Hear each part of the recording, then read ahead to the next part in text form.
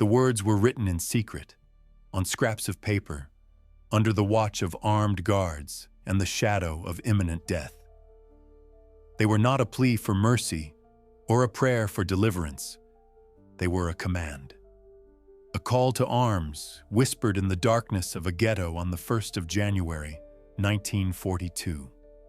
Let us not go like lambs to the slaughter.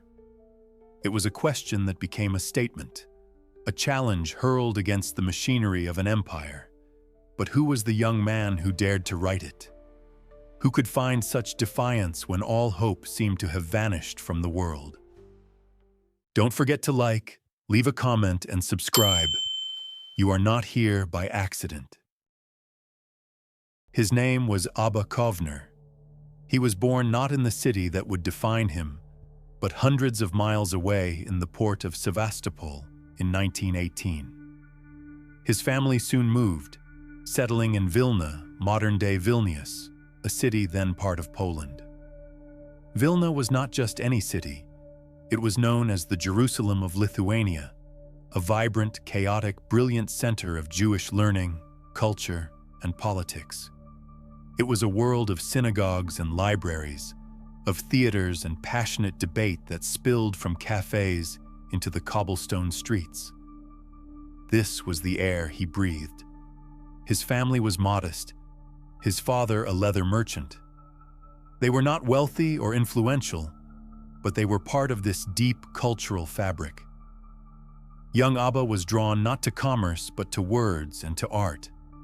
He was a sensitive, observant boy who wrote poetry and showed a talent for sculpture. He seemed destined for a life of the mind, a life of creativity. You can almost see him, a thoughtful teenager walking those ancient streets, absorbed in ideas, arguing about literature, sketching in a notebook. A life utterly disconnected from the violence that was gathering just over the horizon. But there was another side to his education, one that took place outside the classroom. He joined a youth movement, Hashomer Hatzair, the Young Guard. This was more than a social club. It was a training ground for a new kind of person, blending socialist ideals with a powerful sense of Jewish identity and a commitment to building a future in Palestine. Here, intellectual debate was paired with practical skills. They learned discipline, self-reliance, and the power of a collective.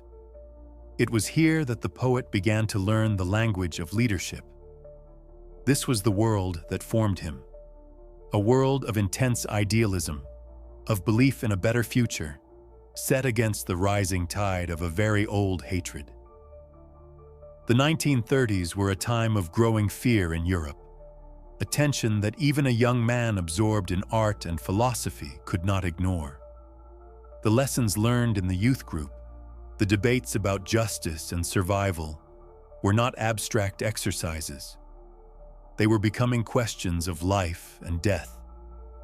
He and his friends were being prepared for a test they could not yet comprehend, forged in a crucible of hope and impending disaster. The world of art and debate that had shaped him was shattered on a summer morning in 1941. The German invasion of the Soviet Union swept into Vilna with stunning speed. For Abba Kovner and his friends from the youth movement, the abstract discussions about survival and identity suddenly became terrifyingly real. They were scattered by the chaos. Kovner, along with some companions, found refuge in a Dominican convent, hidden by a brave mother superior. But safety, he would learn, was an illusion. The city he knew was being systematically dismantled. From his hiding place, he could only hear fragments of the horror unfolding outside. Soon, the news became undeniable. The Germans were herding the Jewish population into two ghettos, walled-off sections of the city where life was compressed into an agonizing struggle for space, for food, for a semblance of normality. This was not a battlefield in the traditional sense. There were no front lines, no clear enemy to engage. The war had come inside the city, inside their homes, and it was a war of slow, methodical strangulation. It was in this suffocating environment that the rumors began. Whispers of men, women, and children being taken from the ghetto marched to a forest just a few miles away called Ponary. They were told they were going to work camps. They never returned. At first, it was dismissed, a dark rumor, a product of fear. The human mind recoils from a truth too monstrous to contemplate. It was easier to believe in work camps. It was necessary to believe in work camps. But Kovner was not one to accept comforting lies. The poet's eye for detail now served a grim new purpose. He began to see the patterns. He listened to the stories. He and his comrades started to piece together the evidence. The final, terrible confirmation came from someone who had seen it with her own eyes. A woman who had escaped from a pit filled with the bodies of her neighbors, crawling through the dead to bring back a message of a systematic, industrialized process of annihilation. This was his first true test, and it was not a test of arms. It was a test of belief. He now possessed a truth that no one wanted to hear. When he tried to warn people, to tell them that Ponary was not a labor camp but a killing field, he was met with disbelief, with anger, with denial. The leadership of the ghetto, desperate to maintain order and cling to the hope of survival through compliance, saw him as a dangerous agitator. To accept his truth was to accept that there was no hope in obedience. It was to accept that their fate was already sealed. This rejection forged his resolve. If words of warning were not enough, then he would find other words.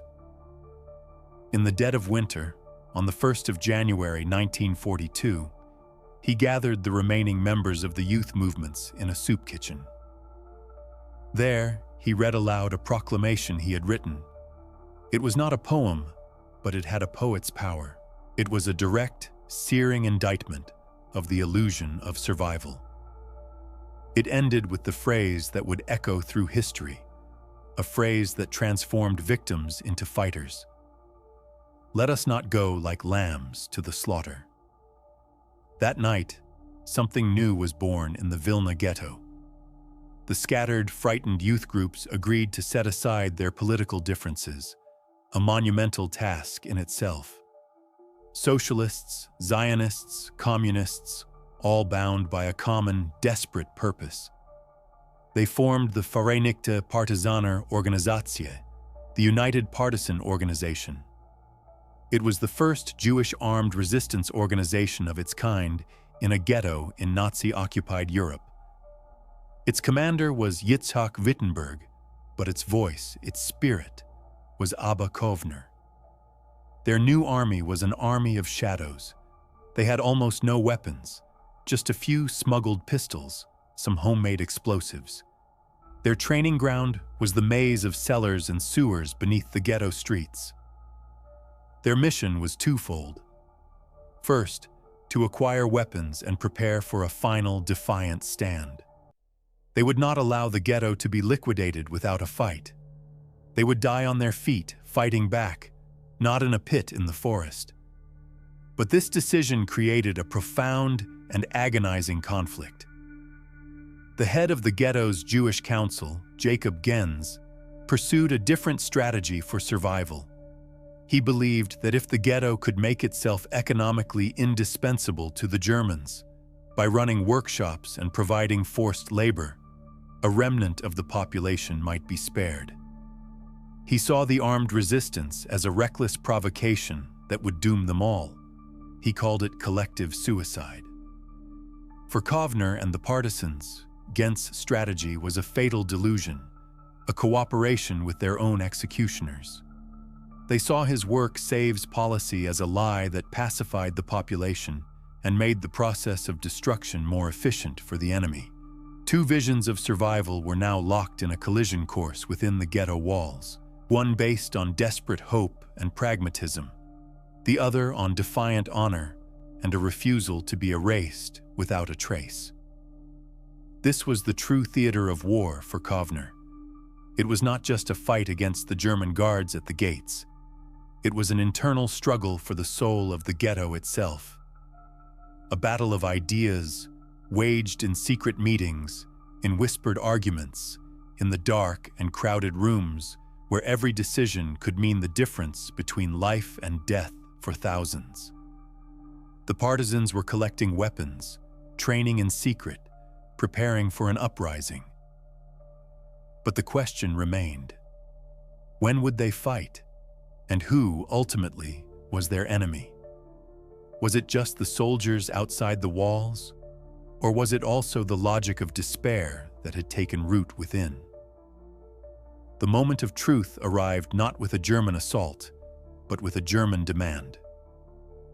In the summer of 1943, the Gestapo delivered an ultimatum to Jacob Gens. They knew about the armed underground. They had a name: Yitzhak Wittenberg, the commander of the United Partisan Organization. The order was simple: hand him over, or the entire ghetto would be liquidated. The Germans had found the perfect weapon, a way to make the Jews destroy their own resistance from within. The choice was impossible. Gens, believing he was acting to save tens of thousands of lives, summoned the partisan leadership. He presented the ultimatum not as a German threat, but as a community necessity. One man's life in exchange for the ghetto's survival. For Kovner and the others, this was the ultimate betrayal. To hand over their commander was to surrender their very reason for existing. It was to capitulate, to become complicit. Their answer was a defiant no. What followed was not a battle against the Germans, but a civil conflict in the heart of the ghetto. Gens ordered the Jewish ghetto police to arrest Wittenberg. The partisans responded, mobilizing their fighters. They freed their commander in a brief, frantic skirmish. For a few tense hours, the narrow streets of the Vilna ghetto were on the brink of a war between Jews. The very nightmare Kovner had sought to avoid, a collapse into internal strife, was now a reality. But the partisans had miscalculated the mood of the people. The residents of the ghetto, exhausted, terrified, and clinging to any sliver of hope, did not see the partisans as their saviors. They saw them as the cause of their imminent doom.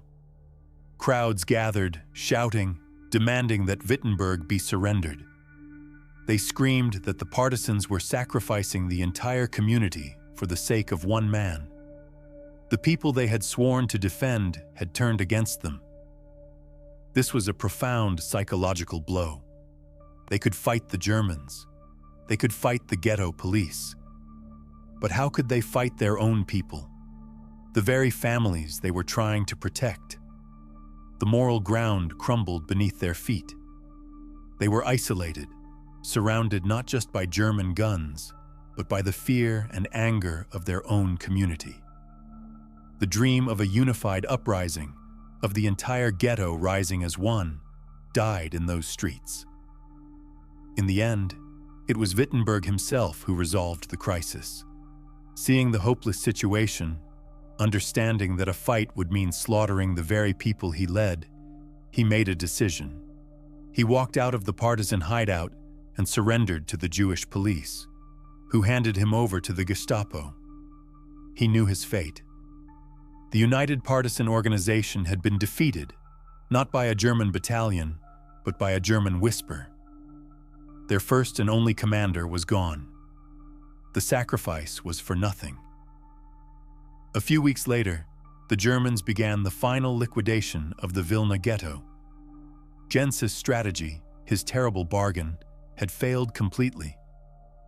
The very survival he had tried to purchase with the life of a resistance leader was a lie. The deportations began, transport after transport rolling towards the killing fields and concentration camps. The illusion of safety through cooperation was shattered once and for all. For Kovner and the remaining partisans, this was the final test. The grand uprising they had planned for this exact moment was no longer possible. They were demoralized, leaderless, and without the support of the population. The ghetto was in chaos, its inhabitants being rounded up street by street. A coordinated defense was a fantasy. A new, more desperate plan was needed. The objective was no longer to save the ghetto, but to save the fighters, to get them out, to carry the battle into the forests. Their new battlefield was the city's sewer system. This dark, foul-smelling labyrinth became their only path to freedom. As the final transports left the ghetto in September of 1943, Kovner and a few hundred remaining partisans made their escape. They left behind a few small units to fire on the Germans, a final symbolic act of defiance, a message that they did not go quietly. But the real mission was now survival, not a last stand. The journey through the sewers was an ordeal of its own. In total darkness, wading through filth, they navigated the maze beneath the city, their only guides the few who knew the way. Above them, they could hear the sounds of the ghetto's end, the gunfire, the screams. They were leaving their world behind, crawling away from a graveyard. Many were lost, some drowned, others were discovered. But a small core of fighters, including Kovner, made it through. They emerged from the ground into a different world, the vast Rudniki forest outside Vilna. They were no longer a ghetto defense force. They were now partisans, fugitives living in the wild.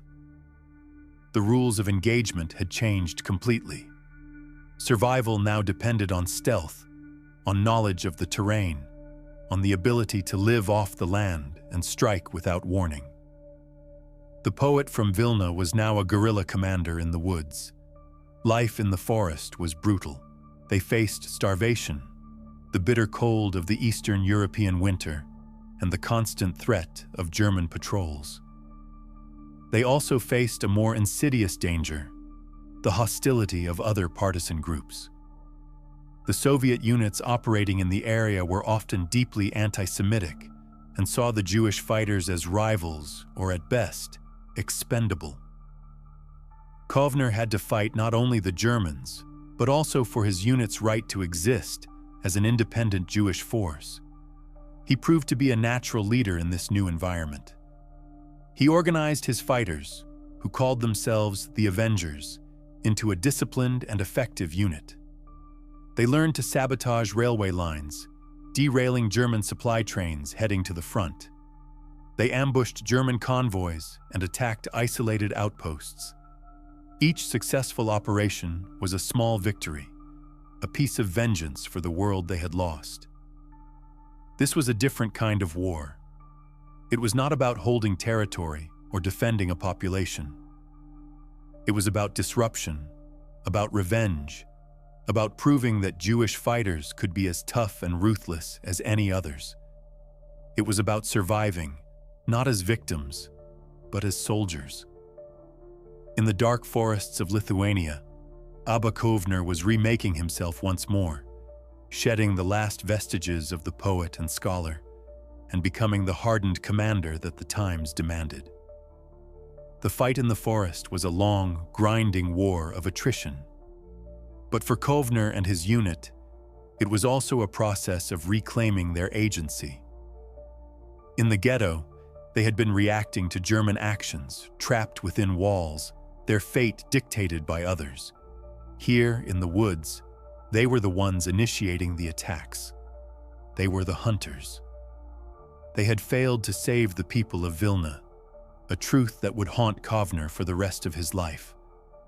But they had succeeded in saving their own honor, and they had carried the fire of resistance out of the ashes of the ghetto. In the summer of 1944, the Red Army pushed the Germans out of Vilna. For Abba Kovner and his partisan fighters, the Avengers, this was the moment they had fought for, bled for, and survived for. They marched out of the forests and back into the city they once called home. But there were no victory parades for them. There was no joyous homecoming.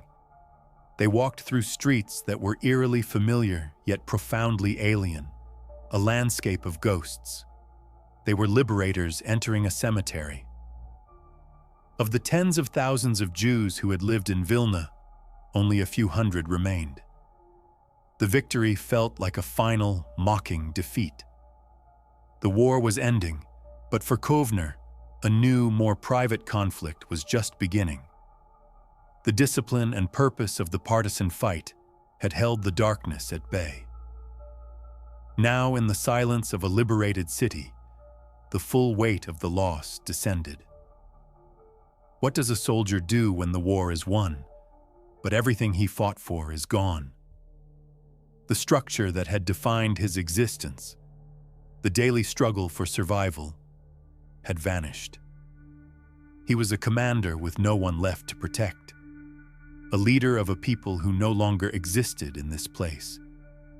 This was a crisis not of strategy, but of soul. A profound, terrifying emptiness opened up where the fight used to be. He and the other survivors were celebrated as heroes by the Soviets. They were decorated, honored for their bravery in the forests. But these honors felt hollow, meaningless. Official justice, the world's justice, was beginning to take shape with talk of trials and tribunals. But for Kovner and those who had crawled through the sewers of the ghetto, who had seen families torn apart on the streets, this felt like a bureaucratic footnote to an apocalypse. It was too little, too late. It was a cold, legal process for a crime that had burned with unimaginable fire. They believed a different kind of accounting was necessary. From this despair, a new, secret purpose began to form. Kovner gathered around him a small group of about 50 other survivors, mostly fellow partisans from the Vilna forests.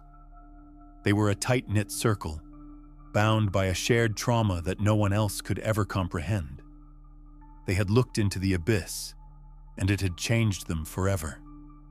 They gave themselves a name, Nakam, the Hebrew word for revenge. It was not a military unit or a political movement. It was a conspiracy of the bereaved, a secret society dedicated to a single, terrifying idea.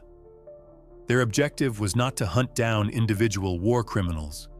That was the work of governments. Theirs was a vision of a different scale, a justice that was, in their eyes, proportional to the crime. They developed a plan, a two-pronged strategy for a reckoning that would echo through history. The first and most ambitious part was known as Plan A. It was breathtaking in its scope and its lethality. The goal was to poison the water supplies of several major German cities, including Hamburg, Frankfurt, Munich, and Nuremberg. The logic behind it was as simple as it was horrifying. They believed the German people were collectively responsible, that the machinery of destruction could not have functioned without their silent and often active complicity. Therefore, the response had to be collective. The number they aimed for was chillingly specific, a mirror image of their own loss. It was a plan born not of military strategy, but of a dark, biblical sense of equilibrium. An eye for an eye, a nation for a nation. Members of Nakam, using forged papers and their own resourcefulness, began to infiltrate post-war Germany. They blended into the displaced population, finding work in the very municipal water systems they intended to target. One of the most trusted members, a man who had been with Kovner since the ghetto, managed to get a position as a chief engineer at the Nuremberg waterworks. They were patient. They studied the infrastructure, the flow rates, the security protocols. They were ghosts moving through the system, waiting for the one thing they needed to enact their plan: the poison. For that, Kovner himself would take the greatest risk. He believed only he could secure the necessary toxin and the blessing of the Jewish leadership in Palestine. He left his followers embedded in Germany and began a long, clandestine journey across a broken Europe. He traveled by secret routes, moving from one safe house to another, a man on a mission that he believed was as sacred as it was secret. When he finally arrived in Palestine, he found a community grappling with its own future, its own struggles. He presented his case to figures who would one day lead a new nation, seeking not just a weapon, but a moral sanction for an act of mass vengeance. What he received is still a matter of debate, but he did not leave empty-handed. He began his return journey aboard a ship bound for Europe, carrying the means to unleash his terrible justice. But someone, somewhere, had talked.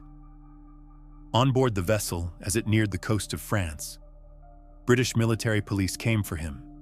They knew his name. They knew what he was. In a moment of quick thinking, as they closed in, Kovner threw the poison he was carrying overboard, watching his grand design sink into the dark waters of the Mediterranean. The plan was shattered. The leader was now a captive. With Kovner gone, a silence fell over the cells of Nakam scattered across Germany.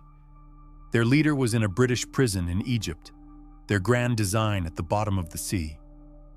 The communication channels went cold. The agents who had so carefully integrated themselves into the German waterworks were now isolated, adrift, and in immense danger. For months they waited, living under false identities, their purpose gone, their hope dwindling. The war was over, but their own private war was in a state of suspended animation. The momentum was lost. Plan A was dead, but the rage that had forged Nakam was not so easily extinguished. The group, though scattered and leaderless, did not simply dissolve.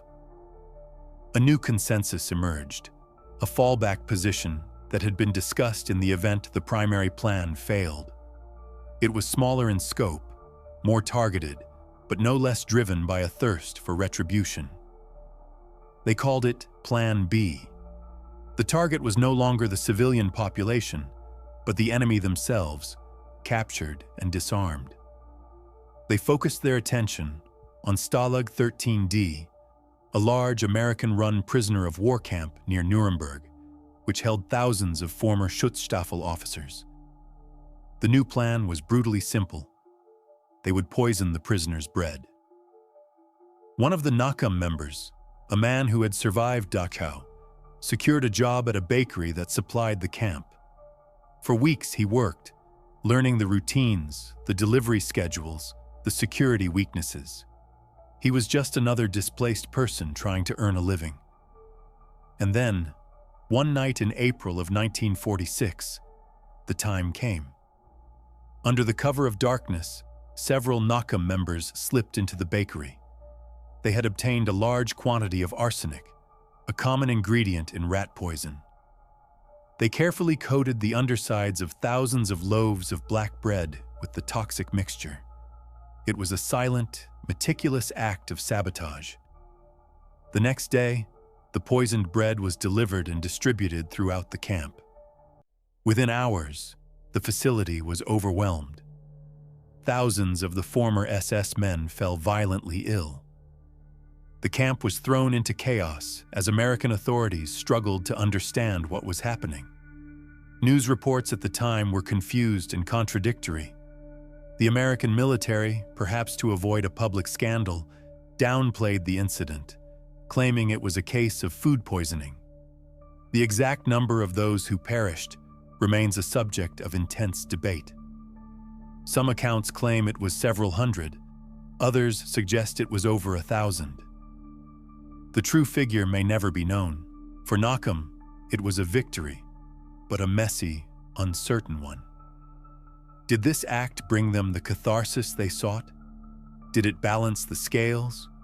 Or was it simply one more dark chapter in a history already saturated with violence? The members of Nakam never saw themselves as terrorists. In their minds, They were soldiers in a just war that had not ended in 1945. They were judges and executioners carrying out a sentence that the world was too timid to pronounce. But their act, born of immense pain, created its own moral complexities, its own set of unanswerable questions. It was a desperate human response to an inhuman crime. Eventually, Kovner was quietly released from prison.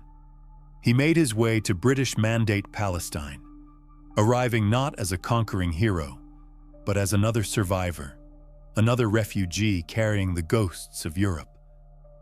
The man who had rallied a ghetto, commanded partisans in the forest, and plotted an act of mass vengeance now found himself in a new struggle, the fight to build a Jewish state. He joined the Haganah, the precursor to the Israeli Defense Forces, and served as a cultural officer during the 1948 War of Independence. The members of Nakam melted back into society.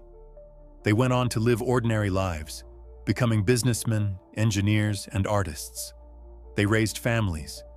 They built a new world on the foundations of the old.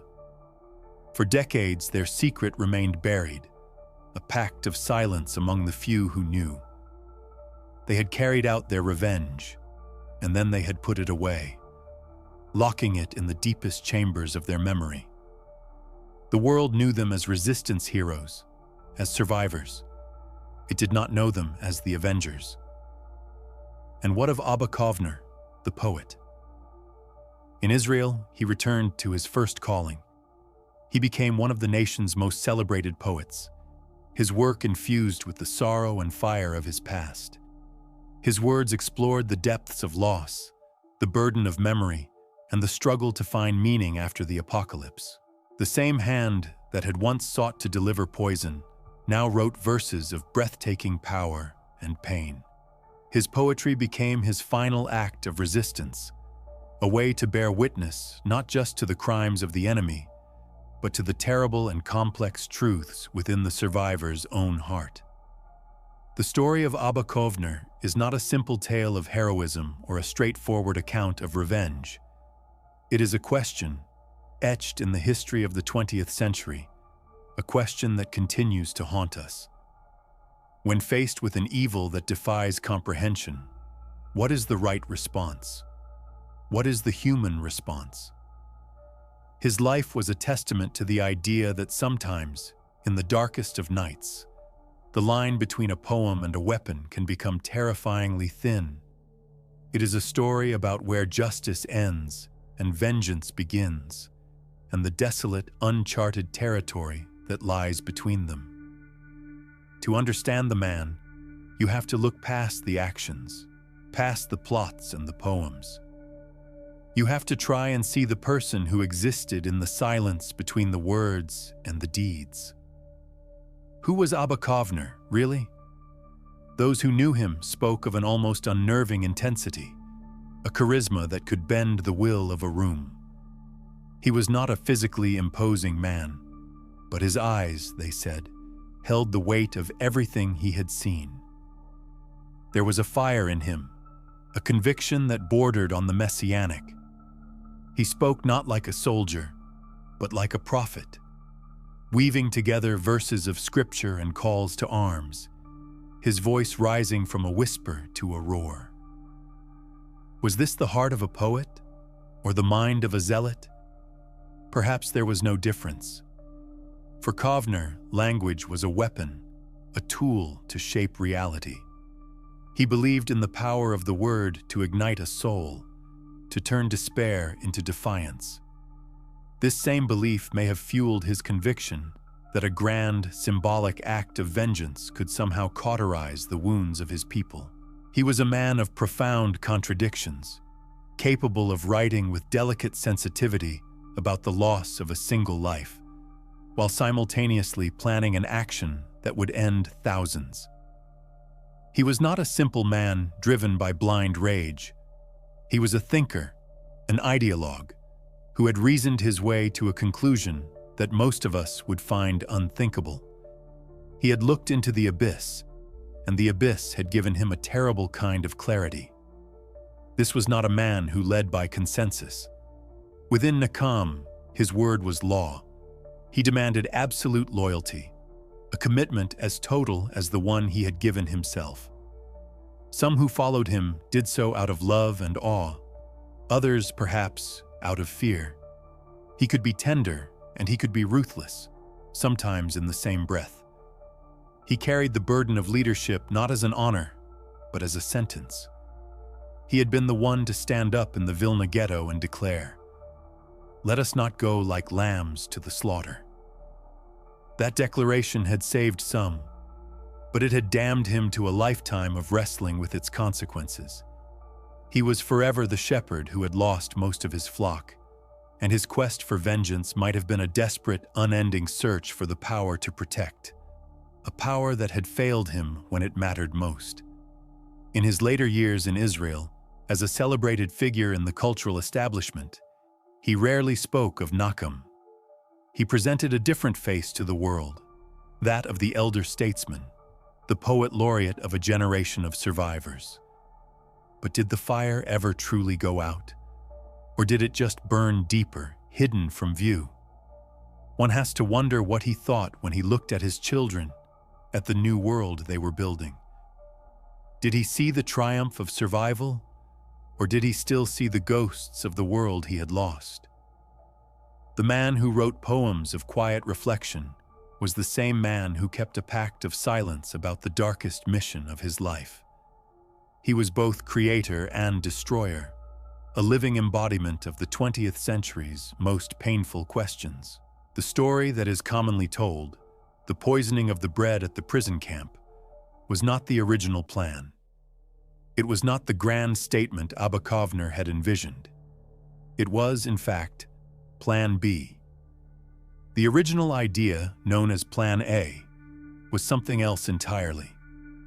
It was a vision of vengeance on a scale that is difficult to comprehend, an act drawn not from military strategy, but from biblical prophecy. The goal was to poison the water supplies of several major German cities, including Munich, Hamburg, and Nuremberg. The aim was retribution, life for life, on a colossal scale. Where would a small group of survivors, with no resources and no state backing them, even begin to acquire the amount of poison needed for such a task? This is where the story descends into a world of shadows and whispers. Accounts suggest that Kovner and his lieutenants made contact with figures in the Jewish scientific community, including, some say, individuals who would later be instrumental in Israel's own secret programs. The idea was to obtain a poison that was colorless, odorless, and effective in small quantities, something that could be introduced into a city's water filtration system without immediate detection. The logistics were staggering, the moral implications even more so. And this leads to the great unresolved mystery of Kovner's journey. His arrest by British authorities on that ship bound for Palestine, the poison allegedly disposed of overboard, has always seemed too convenient. Was it simply bad luck? Or was he stopped deliberately? Rumors have persisted for decades that Jewish leaders in Palestine, perhaps even David Ben-Gurion himself, learned of Plan A and were horrified. They were on the cusp of arguing for statehood on the world stage, building a new nation on a foundation of moral authority. An act of mass poisoning carried out by a Jewish group, no matter the justification, would have been a catastrophe for their cause. It would have blurred the line between victim and perpetrator in the eyes of the world. So, was Kovner betrayed by his own people? Was a message sent to the British, a quiet tip-off to ensure the unthinkable never happened? No one has ever proven it, but the suspicion lingers. It suggests a deep schism within the survivor community itself, a battle for the soul of a people emerging from the ashes. A battle between those who sought justice through law and nation-building, and those who believed that some crimes were so immense they could only be answered in kind.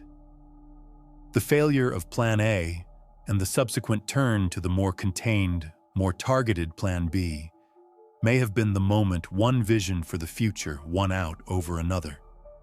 Beyond these grand plans, there are other, more fleeting stories, whispers of smaller, isolated acts of revenge carried out across occupied Europe in the years after the war.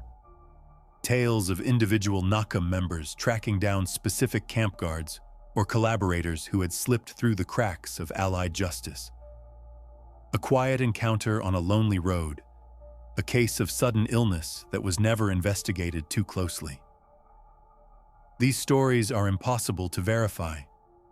They exist as folklore, as battlefield rumors. But they speak to the deep and desperate need for a personal accounting, a sense that even if the world would not deliver justice, they would. They suggest that the poisoning of the bread was not an isolated incident, but the most visible part of a hidden, underground war that continued long after the official surrender. The world was busy with its own version of justice. In the grand courtrooms of Nuremberg, lawyers debated procedure and evidence.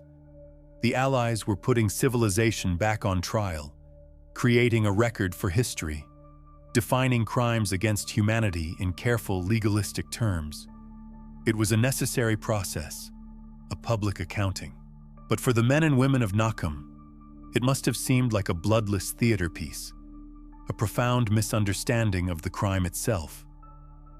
How could a judge and a jury, operating under established rules of law, ever truly measure what had been lost? Their justice was not about precedent or paperwork. It was elemental. It was a response born not from law books, but from the earth of the mass graves.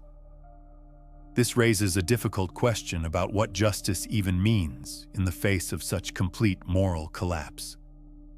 The Nuremberg trials aimed to restore order, to prove that a system of international law could hold even the most powerful to account. It was a forward-looking project, designed to build a new world.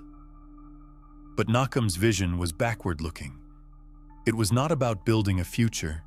It was about settling a debt with the past. They were not interested in establishing legal principles. They seemed to be pursuing a form of cosmic rebalancing, a belief that certain actions create a tear in the fabric of the universe that can only be mended by an equal and opposite reaction. It was a terrifying, pre-modern idea of justice unleashed in the heart of the 20th century.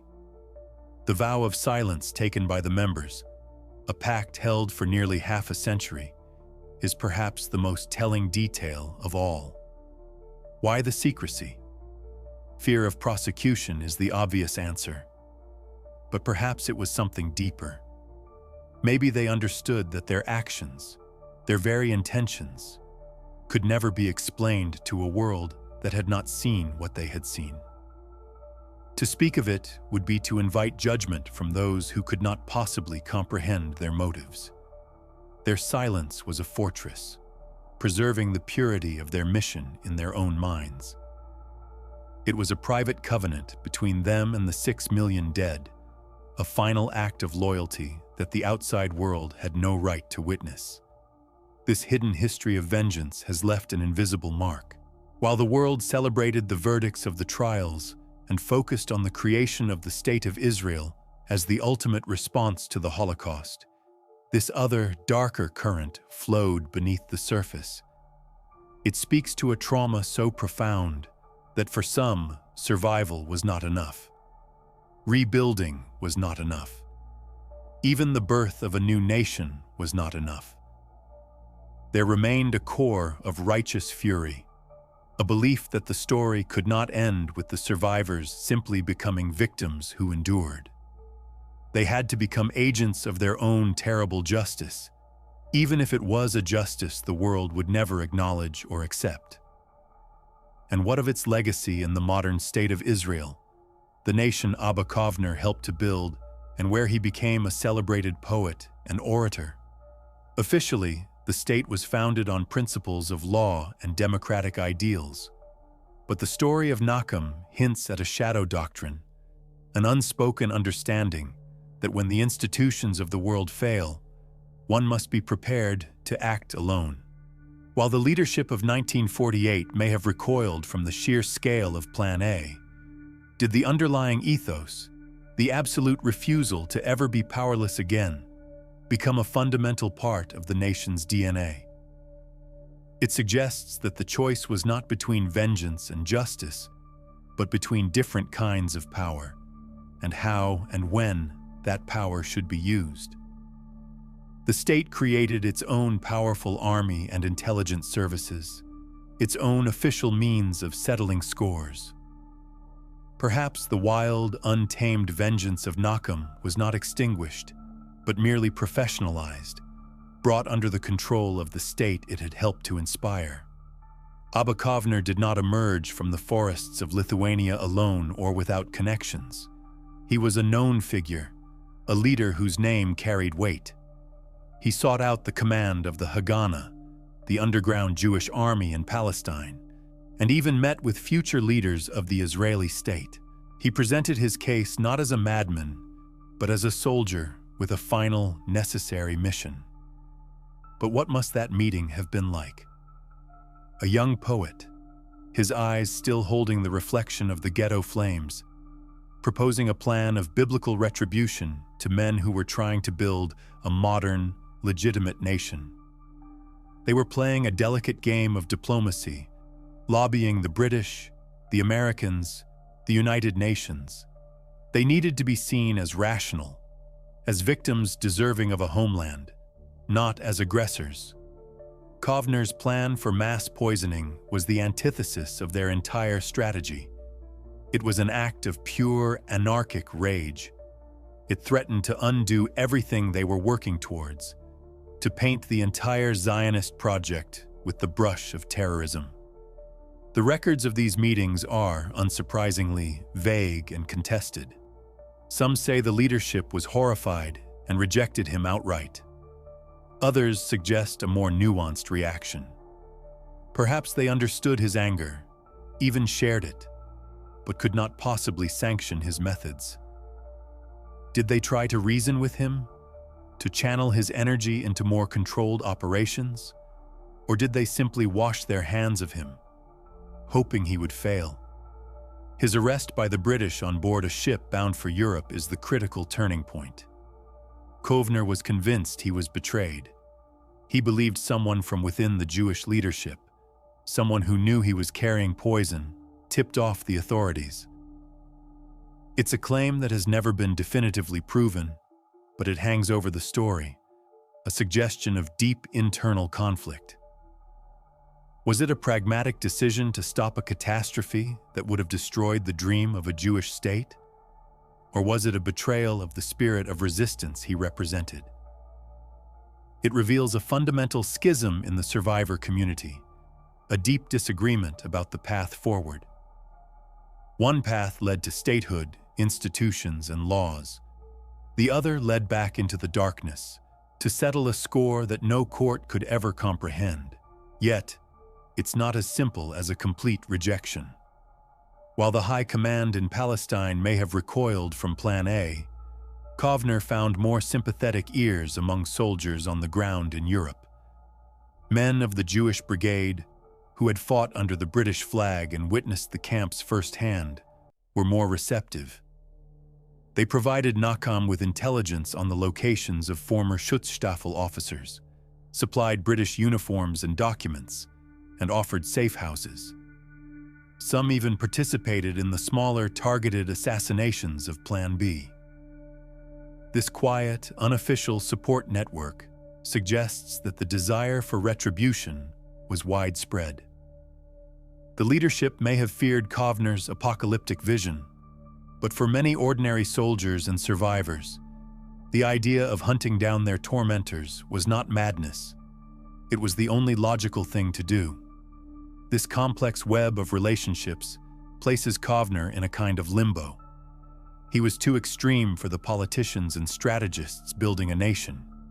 Yet he was a hero to the soldiers who had seen the worst of humanity up close. He was acting on behalf of his people, Yet his own people's leaders may have been the ones who stopped him. He was an outsider, a rogue element, but his mission tapped into a deep, unspoken sentiment shared by thousands. He was a problem for the Allies, who were trying to impose order on a chaotic continent, and a problem for the Haganah, who were trying to create a disciplined army. He fit nowhere, which is perhaps why he believed his mission was so pure, untainted by the political compromises everyone else was willing to make. In Israel, Abba Kovner is remembered as a hero. His poetry is taught in schools. Streets are named in his honor. He is the defiant voice of the Vilna ghetto, the partisan who refused to go quietly. This is the public man, the icon etched into the national consciousness. But this official portrait is incomplete. It is a carefully curated image that omits the darkest and perhaps most defining chapter of his life. The story of Nachum does not fit comfortably within the narrative of heroic nation-building. It is a ghost at the feast of independence. How does a man live with such a duality? For decades, he was a celebrated public figure, a moral authority, a keeper of the nation's memory. All the while, he carried the secret of his plan to poison millions, a secret shared only with his small band of Avengers. Did he see a contradiction between the poet and the poisoner? Or were they, in his mind, one and the same, two necessary responses to an event that broke the world? His poetry is filled with fire, grief, and a profound sense of debt to the dead. It is possible to read it now and see not just the sorrow of the victim, but the burning, unfulfilled rage of the avenger, a fury sublimated into art. The long silence surrounding Nachum is a testament to the power of myth-making. The fledgling state of Israel needed heroes, not complicated figures driven by vengeance. It needed to project an image of justice and rebirth, symbolized by its new army and its legal system. The story of a rogue group seeking Old Testament revenge was a dangerous counter-narrative. It suggested that the trauma of the Holocaust was not something that could be healed by statehood alone, that it had created a wound so deep it could drive good men to contemplate monstrous acts. The silence was a collective, unspoken agreement to bury this part of the past, to let the myth of the righteous pioneer soldier take root without complication. When the story finally began to emerge, decades later, it forced a difficult national conversation. It challenged the sanitized version of history. For some, it tarnished the legacy of a hero. For others, it made him even more human, a man who dared to feel an emotion that many survivors must have felt but never acted upon. It revealed that the transition from victim to victor was not as clean as the history books suggested. Beneath the surface of the new society, with its laws and its government, there was a current of raw, unappeased fury. Kovner's story gave that fury a face. Ultimately, his cultural image remains fractured. He is two men at once. There is Kovner the poet, the voice of a generation's conscience, whose words helped define the memory of the Holocaust for millions. And there is Kovner, the leader of Nachum, a man who looked into the abyss and was willing to pull his enemies in with him. Perhaps the real myth is that these two figures can be separated at all. His life suggests that the drive to create art and the drive to seek vengeance can spring from the same source, from a pain so immense that it must find an outlet, whether in a line of poetry or a plot to poison a city.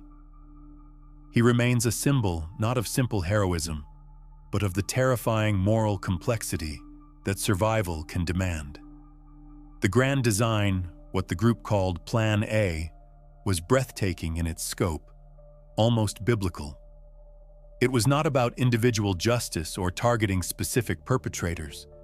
It was about scale. The objective was to poison the water supplies of several major German cities, including Hamburg, Munich, and Nuremberg.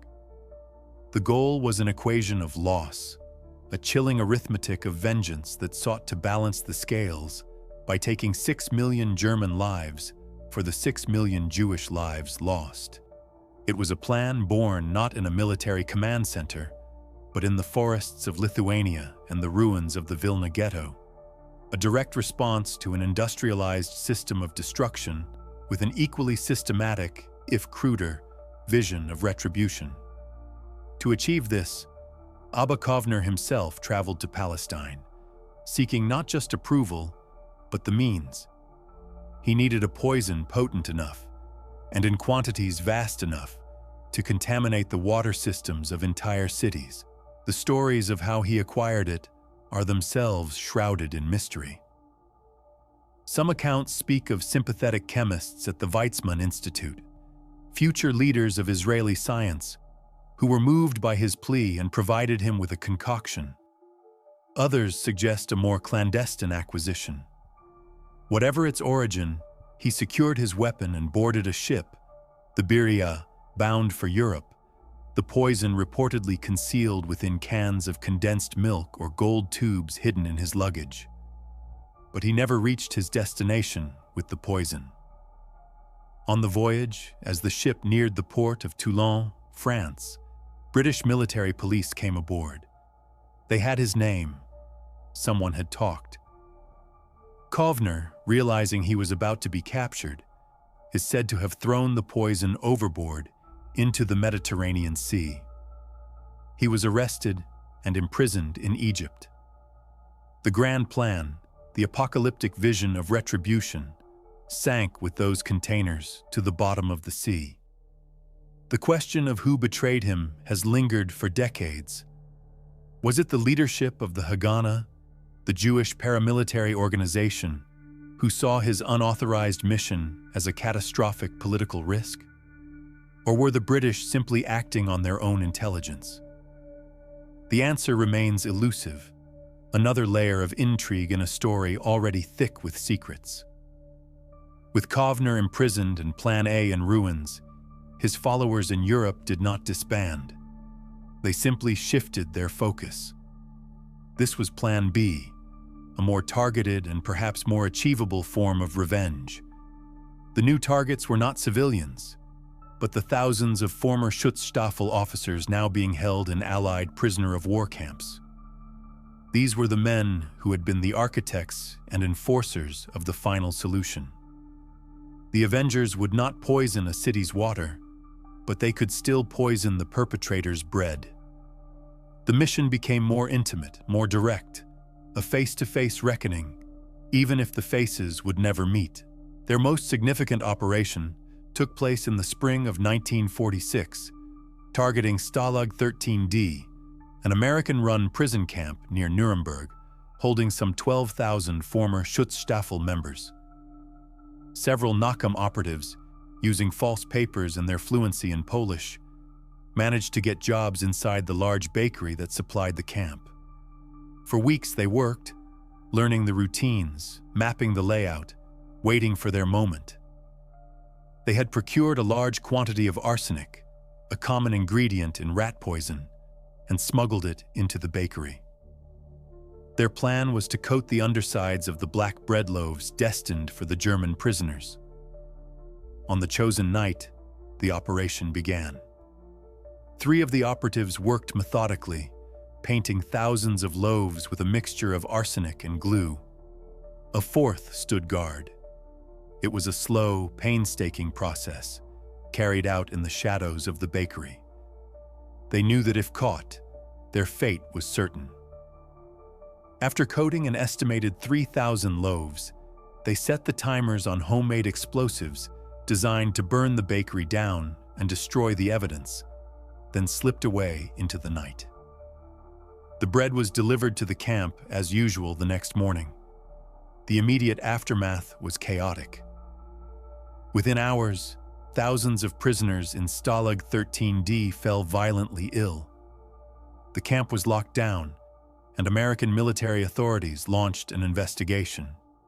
Yet the true scale of the event is one of its most enduring mysteries. News reports at the time, like one in the New York Times, mentioned over 2,000 Schutzstaffel men being sickened, with hundreds hospitalized in serious condition. But official death tolls were never released. Nachum claimed for years that they had killed thousands. The American records, however, are strangely silent on any fatalities. Was this a massive cover-up by Allied authorities, desperate to prevent a cycle of revenge killings and maintain order in occupied Germany? Or was the poison mixture less effective than the Avengers believed? The truth, like the poison itself, seems to have been diluted by time and secrecy.